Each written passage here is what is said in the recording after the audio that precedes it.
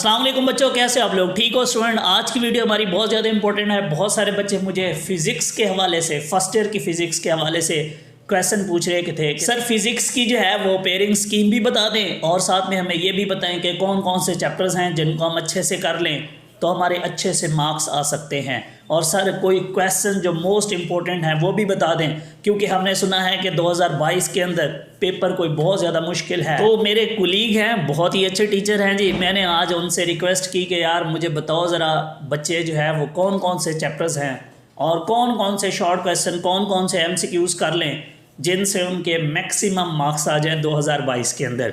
तो उन्होंने कुछ चीज़ें मेरे साथ शेयर की हैं जो मैं आपके साथ शेयर कर देता हूं जी। सबसे पहले मैंने उनसे पहला सवाल यही किया कि बताएं जी MCQs बच्चे कहां से तैयार करें। बच्चों फिज़िक्स के जो MCQs होते हैं इनका एक सबसे बड़ा इशू होता है कि वो MCQs किसी भी बुक से नहीं आते, वो अंदर से कॉन्सेप्चुअल आते हैं।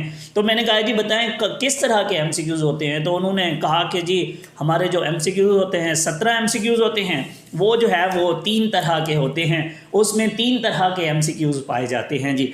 एक उन्होंने कहा है जी कुछ अंडरस्टैंडिंग वाले MCQs होते हैं जिसमें कॉन्सेप्चुअल MCQs होते हैं, तो बच्चों को थोड़ा सा अगर उनके कॉन्सेप्ट अच्छे हों तो वो इजीली अटेम्प्ट कर सकते हैं। साथ में कुछ फार्मूले भी होते हैं। उसने कहा है जी 5-6 MCQs तो ऐसे होते हैं जो मुख्तलिफ जिसके अंदर फार्मूले पूछे होते हैं, तो वो आसान होते हैं, वो आलमोस्ट सभी लोग कर लेते हैं। साथ में उन्होंने कहा कि कुछ न्यूमेरिकल टाइप भी MCQs होते हैं जो कि बच्चे कर सकते हैं, इतने भी मुश्किल नहीं होते। फिर मैंने उनसे पूछा कि बताएं जी शॉर्ट क्वेश्चन बच्चे कौन कौन से करें, जिनसे कौन कौन से चैप्टर्स करें। और मैंने साथ में ये भी पूछा कि मैंने सुना है, बल्कि मैंने खुद भी पेपर दिए हैं, तो जो एक्सरसाइज के शॉर्ट क्वेश्चंस होते हैं सुना है वो सारे के सारे पेपर में आते हैं। उसने कहा जी देखें ऐसा नहीं है कि हर दफ़ा ऐसे हो या सारे के सारे जो है वो एक्सरसाइज के हों। नॉर्मली जो है वो ये होता है कि 60% शॉर्ट क्वेश्चन बच्चों आप लोगों की एक्सरसाइज के होते हैं, और स्पेशली वो जिनकी छोटी छोटी स्टेटमेंट होती हैं।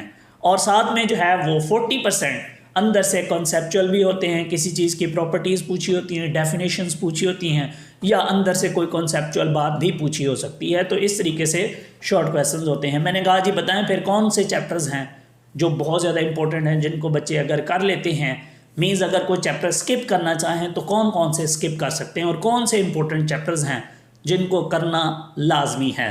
तो उन्होंने कहा जी देखें एक इसमें जो है चैप्टर हमारे पास है 1, 6 और 11। इन 3 चैप्टर्स को छोड़ दें तो कोई इशू नहीं होगा, क्योंकि इनको छोड़ने के बाद भी उनके जो शॉर्ट क्वेश्चंस हैं वो कंप्लीट अटेम्प्ट कर सकते हैं। तो बच्चों अगर आप इन 3 चैप्टर्स को छोड़ भी देते हो तो इससे कोई फ़र्क नहीं पड़ेगा। इसके अलावा मैंने उनसे लॉन्ग क्वेश्चन का भी पूछा कि 3 लॉन्ग क्वेश्चंस कौन से करें, और साथ में मैंने ये भी पूछा कि बताएं क्या हर दफ़ा जो है ना उसी चैप्टर में से जिसमें से न्यूमेरिकल आता है उसमें से न्यूमेरिकल आएगा। जैसे केमिस्ट्री के अंदर होता है कि चैप्टर 3 है जी, इस दफ़ा उसमें से न्यूमेरिकल आएगा तो उसमें से न्यूमेरिकल आता है, थ्योरी का क्वेश्चन नहीं आता। तो क्या फिज़िक्स में भी ऐसे है? तो उन्होंने कहा नहीं यार हमारे यहाँ ऐसे नहीं होता, हमारे यहाँ या तो उसकी मर्ज़ी है किसी भी चैप्टर में से न्यूमेरिकल दे, किसी भी चैप्टर में से थ्योरी का क्वेश्चन दे दे।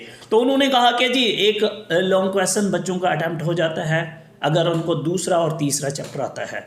साथ में उनको अगर चौथा और 8वां चैप्टर आता है तो एक और लॉन्ग क्वेश्चन भी उनका हो जाएगा, और 5वां और 7वां चैप्टर आता हो तो तीसरा लॉन्ग क्वेश्चन भी उनका हो जाएगा। तो अगर ये वाले चैप्टर्स आप अच्छे से कर लेते हो बच्चों तो आपका जो मैक्सिमम पेपर है इंशाल्लाह ताला वो हो जाएगा। तो इस तरीके से आप अपनी प्रिपरेशन अभी से स्टार्ट करके आप 2022 के अंदर अच्छे मार्क्स ले सकते हो। मैं उम्मीद करता हूँ बच्चों आप लोगों को मेरी वीडियो अच्छी लगी होगी। दुआ में याद रखिएगा। Thank you so much. Allah हाफिज़।